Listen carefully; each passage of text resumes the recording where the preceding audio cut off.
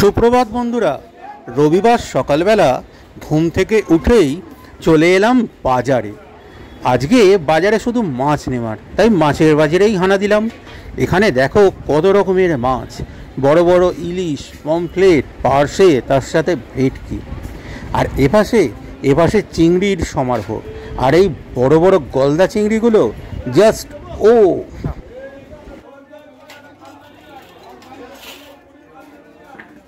বাজার থেকে চলে এলাম বাড়িতে। গুল্লুবাবুর জ্বালায় দেখো ঘরের দরজা বন্ধ করা আছে। এবার দরজার নক করব। এই দরজা খোলা থাকলেই গুল্লুবাবু হয় ছাদে, না হলে সিঁড়ি দিয়ে নিচে নেমে যাবে। আর নিচে নেমে ছাদের ওই ধার দিয়ে ঝুঁকবে, না হলে সিঁড়ি দিয়ে ঝুঁকবে। দরজা দেখছি খোলা নেই, দেওয়া আছে। দরজা খোলাই আছে। এবার দেখো গুল্লুবাবুর কি হচ্ছে। এই দেখো গুল্লুবাবু কি করছে। গুল্লুবাবু নখ কাটতে গিয়ে অস্থির, একেবারে মারামারি। ওই দেখো,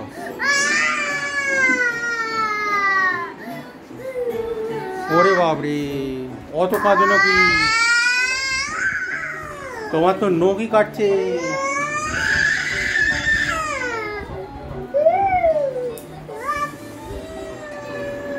তোমার তো নখই কাটছে, আঙুল তো কেটে নেয়নি, ওরম করছো কেন? হ্যাঁ বাবা, এখন গুল্লুবাবুর নখ কাটা চলছে, তোমাদের দিদি নখ কাটছে। এই দেখো ছোট্ট নেল কাটার দিয়ে। কিন্তু গুল্লুবাবু ভাবছে ওর আঙুলগুলোই বোধহয় কেটে নেওয়া হলো। প্রথমবার চুল কাটার সময়তে যেমন ভেবেছিল চুলের জায়গায় মাথাটাই মনে হয় কেটে নেবে, সে ভিডিও তোমরা দেখেছো। এখন নখ কাটতে অস্থির। গুল্লুবাবু কি হচ্ছে? বন্ধুরা সবাই দেখছে, তুমি কি করছো? তোমার তো একটা প্রেস্টিজ আছে নাকি? ওরম করো না, তোমার একটা প্রেস্টিজ আছে তো। ওরে বাপ রে,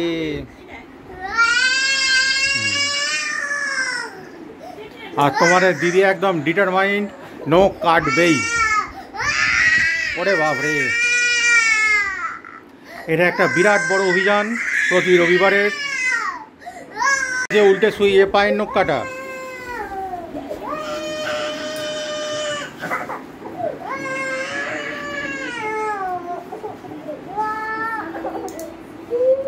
এর অভিজ্ঞতা মনে হচ্ছে তুলনামূলকভাবে একটু কম, কিন্তু তোমাদের দিদি ডিটারমাইন্ড, নখ না কেটে ছাড়বেই না ওকে আজকে।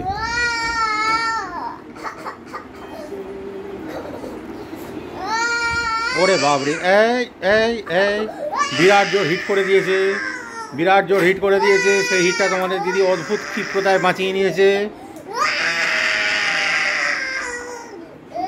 মানে তোমাদের দিদিও স্কিলফুল হয়ে গেছে কাজটা করতে করতে। তোমাদের দিদির চোখ মুখ দেখেই বোঝা যাচ্ছে প্রচণ্ড ডিটারমাইন্ড, নখ কেটেই ছাড়বে। ক্যামেরার দিকে একবারও তাকাচ্ছে না, কাজ দ্রুত গতিতে এগিয়ে চলেছে। আর তার সঙ্গে পাল্লা দিয়ে গুল্লুবাবুর চিৎকার।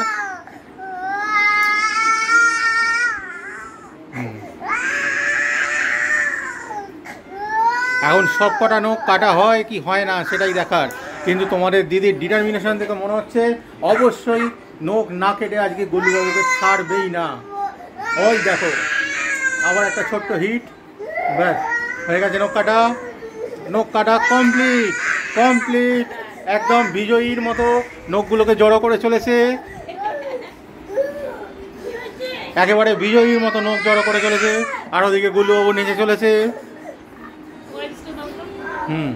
কিছু বলবে বন্ধুদের? আর কি বলবো, বন্ধুদের সকালটা দেখিয়ে দিয়েছো কি হয়ে শুরু হয়েছে। ওই দেখো, ওই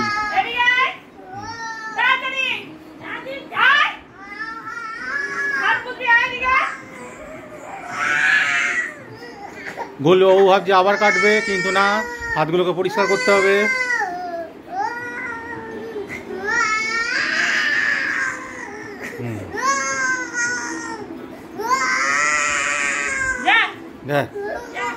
হয়ে গেছে, ব্যাস। এবার আমাদের ব্রেকফাস্টের পালা। Hello friends, good evening. একদম সন্ধ্যেবেলায় চলে এসেছি তোমাদের কাছে। সকালের পর সেইভাবে এখনো ব্লগ করা হয়নি, তো এখন চলে এসেছি তোমাদের কাছে ব্লগ শেয়ার করতে। দুপুরবেলায় তো রান্নাবান্না হলো, কিন্তু তার আগে তো দেখেইছ গুল্লুবাবু কী করেছে নখ কাটতে গিয়ে। এটা রেগুলার নখ কাটতে গিয়ে প্রত্যেক সপ্তাহে এই কাণ্ডটা ঘটায়। তো করেছি নখ কাটতে গিয়ে, তো ওই দেখো রেগুলার মানে ওটা যবে যবে আমি নখ কাটি তবে তবেই ঝামেলা করে। যাই হোক, হয়তো ঠিক হয়ে যাবে, এখন ছোট বলেই এত করছে। এবার আজকে রান্নাবান্না পাট চুকলে একটু দেরি হয়েছে, বেশ অনেকটাই। কারণ রোববার মানেই তোমাদের দাদাভাই একটু বাজারে যায়, একটু লেটই হয়। সারা সপ্তাহে যেহেতু একটু তাড়াতাড়ি ওঠে, ওই রোববারটা একটু দেরি করেই ওঠে।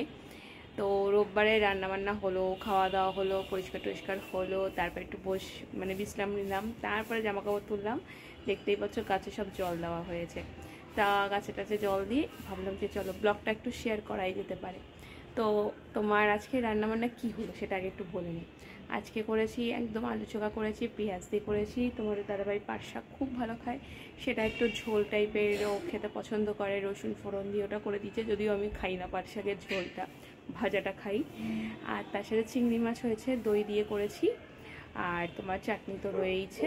আর একটা কী করলাম, এই কটাই হয়েছে। আর তোমার এই সে পাট শাকটা দাদার বলো বেশ ভালো খেয়েছে, বেশ শরীর ঠান্ডা থাকে। যদিও শরীর যতই ঠান্ডা থাকুক ঝোলটা খাবো না, পাট শাক ভাজাটা খাই। আর এই চললো টুকো। আর একটা করেছিলাম ভুলে গেছি, মুড়িঘণ্ট, মাছের মাথা দিয়ে একদম চাল দিয়ে মুড়িঘণ্ট। এটা খুব আমারও ফেভারিট, তোমার দাদাভাইয়ের ফেভারিট। সব টপ খেয়ে রান্নাঘর পরিষ্কার করে তারপর একটু বিশ্রাম নিলাম। তারপরে এই করতে করতে তো সন্ধে হয়েই যায়। তারপর জামাকাপড় তুলে জল টল দিয়ে এবার যাবো সন্ধে দিতে। কিন্তু তোমাদের দাদাভাই কিন্তু এখন একদম ঘুমোচ্ছে, গভীর ঘুমে। যাই হোক, এখন আর ডিস্টার্ব তাকে করলাম না, যে থাক একটু ঘুমাচ্ছে, সারা সপ্তাহে যত ছুটি পায় না। তো কালকে একটু ছুটি আছে, সেই আনন্দে আরও ঘুমোচ্ছে।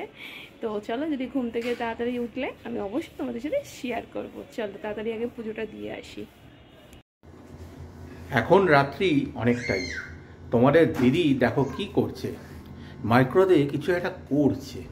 আজকে দুপুরের লাঞ্চের মেনু তো তোমাদের সাথে শেয়ার করেছি বিকেলবেলা, সাথে সাথে শেয়ার করতে পারিনি, বেশ খাওয়া হয়ে ঘুম হয়ে তারপর শেয়ার করেছি। আর রাত্রে আছে তোমাদের দাদাভাই বললো যে আজকে আর রান্না করে লাভ নেই, অনেক সময়টা রান্নাঘরে কেটে গেছে, যা গরম পড়েছে, বাইরে থেকে খাবার আনে। তো বাইরে থেকে অনেকদিন ভাবছিলাম বিরিয়ানি খাওয়া হচ্ছে না। তো আজকে বিরিয়ানি আনা হয়েছে, আর সেটা এখন মাইক্রোতে গরম করা হয়েছে, সেটাই এখন বার করছি। অনেকক্ষণ বার মানে মাইক্রোওভেন ভেতরে রেখেছি, তো এখন বার করব, করে তারপর খাবো। আপাতত খেয়ে তারপর তোমাদের কাছে আসছি। বন্ধুরা দেখো, ডিনার করতে বসেছি, আর আমার সঙ্গে কি এ বাবুর কিন্তু ডিনার হয়ে গেছে, তাও দেখো চোখে ঘুম নেই, এখনও ঘুরে বেড়াচ্ছে। আর আমার সঙ্গে সঙ্গে কী করছে, তার দুষ্টুমি করে যাচ্ছে, প্রচণ্ড দুষ্টুমি করছে। কিন্তু ওই দেখো বলছি বলে আবার দেখো কিরম করছে, পাপা এই সমস্ত উল্টোপাল্টা কথা বলে দিচ্ছে, আমাকে এবার বকবে। ওই দেখো কোলে বসে বললো। হ্যাঁ বলো হ্যালো ফ্রেন্ডস, বলো হ্যালো ফ্রেন্ডস, কেমন আছো তোমরা, বলো। তোমাদের দিদি কি করছে? একদম তোমাদের দাদা রায়তা আবার খুব পছন্দ করে, এই দেখো রায়তা। দেখো গুল্লুবাবু ফোন মোবাইল নিয়ে টানাটানি করছে, ওই জন্য হাত কাঁপছে। দাঁড়াও, এই দেখো রায়তা, আর তার সাথে মাটন বিরিয়ানি। হেভি গন্ধ বেরিয়েছে, গন্ধটা তোমাদের কাছে পাঠাতে পারছি না, কিন্তু মুখে বলে দিলাম ওই জন্যে। আর তোমাদের দিদির দেখো মুখটা কিরম হাসি হাসি হয়ে গেছে। আমার মুখটা যদি দেখতে তাহলে এভাবে আমার মুখটাও হাসি হাসি আছে। হ্যাঁ এবার বলো। তা তোমাদের দাদা রায়তা পছন্দ করে, দেখো রায়তা আনিয়ে নিয়েছে। তোমাদের দাদাকে টিফিন আমি মাঝে মাঝে রায়তা বানিয়ে দিই কিনা আগে বলো। একদমই একবার দেখি দেখো। হ্যাঁ গুলো প্রচন্ড, ওই জন্য তোমাদের দিদি হাতে ক্যামেরা নিয়ে নিল। আর হ্যাঁ আমাকে রায়তা বানিয়ে দেয়। আর গরমের দিনে দুপুরবেলা মানে রায়তার রুটি, এটা হচ্ছে আমার মানে আইডিয়াল টিফিন। ওই দেখো কথা বলতে দেবে না, ও সব বলবে। রায়তার মধ্যে তোমার শসা, পেঁয়াজ, টমেটো, গোলমরিচ সবই দেওয়া হয়। তোমার দাদার এটা খুব ফেভারিট আইটেম, তাই তো? একদমই তাই, যদিও আমার একদমই না। না তোমার দিদি তো টক আইটেম কোনো কিছুই পছন্দ করে না। অ্যাকচুয়ালি আমি মানুষটা তো খুব মিষ্টি, এই জন্য। একদমই। তা যাই হোক, তোমাদের দিদি কিন্তু দেখো এসি চলছে কিন্তু বসে বসে ঘেমে যাচ্ছে উত্তেজনায়। না উত্তেজনায় নয়, অ্যাকচুয়ালি যা গরম, আমি এতক্ষণ বাইরে কাজ করছিলাম, এই বাইরে এসে বসলাম জাস্ট ঘরে, ওই জন্যই ঘেমে গেছি। ঠিক আছে চলো আপাতত খেয়ে নিয়ে তারপর আসছি। খাওয়া তো শেষ হয়ে গেল, অনেকক্ষণ হলো। এবার গুল্লুবাবুকে ঘুম পাড়ানোর চেষ্টা চলছে। তোমাদের দাদাভাই সেই চেষ্টায় এগিয়ে গেছে, জানি না কতটা সফল হবে। যাই হোক চলো, এখন বেশি কথা বললে গুল্লুবাবু উঠে পড়বে, অনেকটা ব্যাপার মানে বুঝতেই পারছো উঠে পড়া মানে কি বৃত্তান্ত, আর বেশি ডিটেলসে যাবো না। তো চলো, খাওয়া তো হয়ে গেছে, কি ডিনারে করলাম সেটাও শেয়ার করলাম। খুব ভালোই হলো ডিনারটা, এরম ডিনার প্রত্যেকদিন হলে খুব ভালো হয়। তোমাদের দাদাভাই এই বৃত্তান্ত কালকে এই বিষয়ে তোমাদের সাথে আলোচনা করবে, রেগুলার যদি এরকম খাওয়া হয় কেমন হয়। যাই হোক চলো, জাস্ট মজা করলাম। তোমাদের ডিনার হয়তো কমপ্লিট হয়ে গেছে বা করছো। আজকে আমাদের ডিনারটা আর্লি হয়ে গেছে, তোমাদের গুল্লুবাবুও ঘুমের মানে প্রায় কাছাকাছি, তো ঘুম পাড়াচ্ছে বলেই দিলাম। তা আমি ভাবলাম ব্লগটা আমি শেষ করে দিই। আর ব্যাকগ্রাউন্ডটা দেখেই বুঝতে পারছো অনেক কিছু ছড়ানো ছিটানো, আর কিছু বলে লাভ নেই। তো চলো, গুড নাইট সুইডিম, দেখা হবে নেক্সট ব্লগে। কালকে একটা নতুন সকালে নতুন ব্লগের জন্য অপেক্ষা করো। টাটা।